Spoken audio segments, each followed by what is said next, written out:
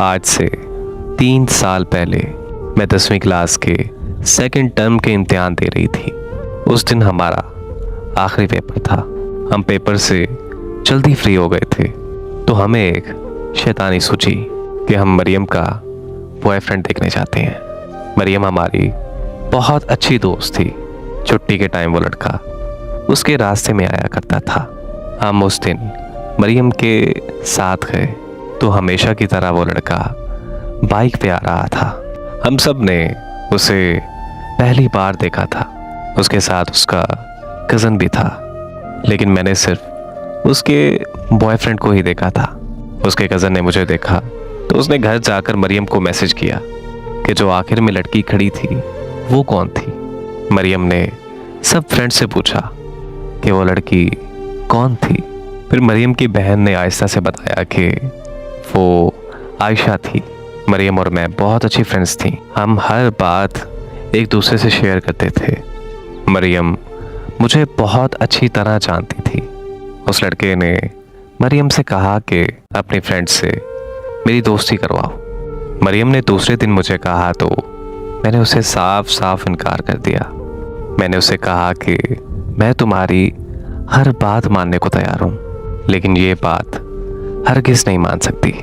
मगर वो लड़का मुसलसल मरियम के पीछे पड़ा रहा कि उसे कहो एक बार मुझसे बात कर ले, लेकिन मैंने उसे हर बार इनकार कर दिया क्योंकि ना हमारे घर का ये माहौल था और ना मैंने कभी सोचा था किसी लड़के के बारे में। एक दिन मैं मरियम के घर गई तो मरियम ने अपनी कसम देकर उस लड़के से मेरी बात करवाई।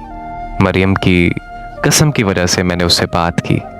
मैंने बस उस लड़के से सलाम किया, उसके अलावा मैंने उससे कोई बात नहीं की। फिर उसने मरियम से मेरा नंबर मांगा। मेरे पास अपना फ़ोन नहीं था। मैं अपने चाचू से फ़ोन लेकर अपनी फ्रेंड से बात किया करती थी। फिर मैंने उसी नंबर से उससे बात की। बात करते करते मुझे कब उसकी आदत हो गई मुझे पता ही नहीं चला। मुझे उससे बेहद मोहब्बत हो गई। मेरी ज़िंदगी में वो पहला लड़का था जिससे मैंने इतनी मोहब्बत की। वो मेरा बहुत ख्याल रखता था, हर बात मानता था मेरी। यकीन जाने कि मुझे उससे बेइंतहा मोहब्बत हो गई थी और शायद वो भी मुझसे मोहब्बत करता था। मेरी सारी फ्रेंड्स को पता था हमारी मोहब्बत के बारे में। एक दिन हम सब फ्रेंड्स एक साथ बैठी थीं तो मेरी एक फ्रेंड ने बोला कि उस लड़के को हम दूसरे नंबर से तंग करते हैं। मैंने अपनी दोस्त को कहा नहीं, मुझे भरोसा है अपने प्यार पर। लेकिन फिर सबके इसरार पर मैं उसकी बात मान गई। लेकिन मुझे अपने प्यार पर पूरा भरोसा था। मुझे पूरा भरोसा था कि वो सिर्फ मुझसे ही बात करता है।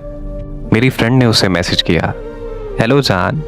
मेरे दिल की धड़कनें फुल तेज हो गईं तो उसका पहला रिप्लाई आया कि तुम उर्वा हो।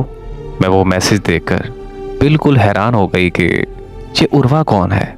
मेरी फ्रेंड ने रिप्लाई किया कि हाँ मैं उर्वा हूँ। तो वो कहने लगा कि कैसी हो मेरी जान।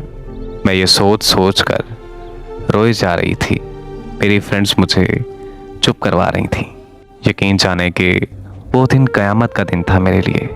मेरी फ्रेंड उसे मैसेज करती रही और वो बात करता रहा।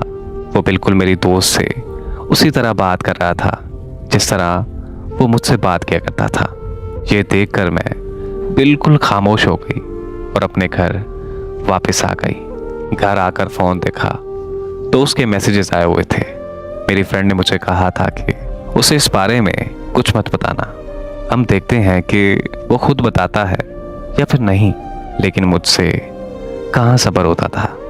मैंने थोड़ी देर बाद उसे बता दिया और उसे कहा कि आइंदा के बाद मुझसे बात मत करना। वो कहता रहा कि मैंने मजाक किया था, मैंने ये जानना था कि वो आपकी फ्रेंड है ना। लेकिन मैंने उसे कोई जवाब नहीं दिया और उसी दिन अपना फ़ोन सेल कर दिया।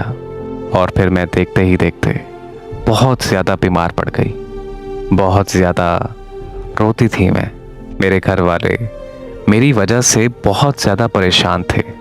मुझ पर यह आलम था कि मैं मरने की हद तक पहुंच गई थी। लेकिन मुझे बहुत अफसोस हुआ कि उसने मेरा हाल तक ना पूछा।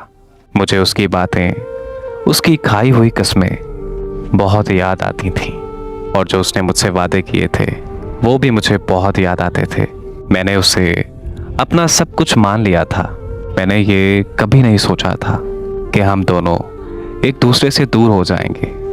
मुझे ऐसा लगता था कि जैसे मेरा सब कुछ ख़त्म हो गया हो, जैसे मेरी ज़िंदगी की गाड़ी रुक गई हो। फिर मेरे चाचू ने मुझे एक फ़ोन ले दिया। उन्हें लगता था कि मैं इसी वजह से खामोश रहती हूँ।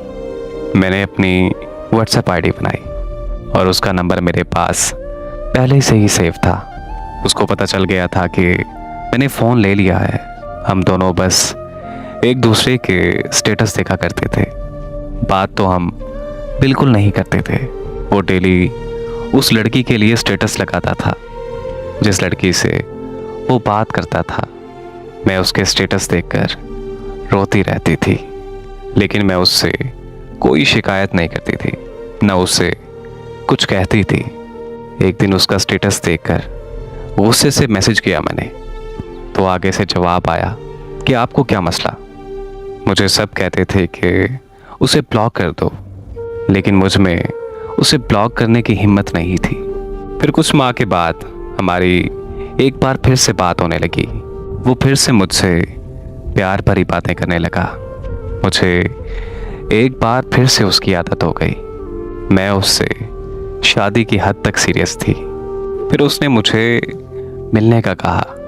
मैं किसी न किसी तरीके से उससे मिलने चली गई। वहाँ मैंने उससे उसका फ़ोन मांगा। उसके मोबाइल में मैंने कुछ लड़कियों की तस्वीर देखी जिस लड़की के लिए उसने मुझे पहले छोड़ा था। मैंने उसका नंबर भी देखा। वो बहुत बार मुझे कहता रहा कि ऐसा कुछ भी नहीं है, लेकिन इस बार मैं सब कुछ अपनी आंखों से देख चुकी थी। और फिर वही हमारी आखिरी मुलाकात थी। घर जाकर मैंने उसे मैसेज किया कि आपने बिल्कुल भी अच्छा नहीं किया मेरे साथ। आप जानते भी थे कि मैं आपको कितना पसंद करती थी, लेकिन अपनी गलती मानने की बजाय मुझे उसने ब्लॉक कर दिया। फिर 4 माह के बाद उसने मुझे अनब्लॉक किया और उसने मुझे मैसेज किया। अब ये आलम है कि वो जितनी बार भी मैसेज करे, मुझ पर उसकी किसी बात का भी असर नहीं होता, और ना ही मुझे अब उसकी कोई परवाह है। उसने मेरा बहुत दिल तोड़ा है। अब मैंने ये सोचकर अपनी ज़िंदगी शुरू की है कि इंसान किसी के लिए मर नहीं जाता। मैंने अब अपना सब कुछ अपने अल्लाह पे छोड़ दिया है, और शायद अल्लाह पाक की इसी में कोई बेहतरी हो। बस मुझे अब ज़िंदगी में एक सबक मिल गया है कि मैंने अब ज़िंदगी में कभी भी किसी से मोहब्बत नहीं करनी।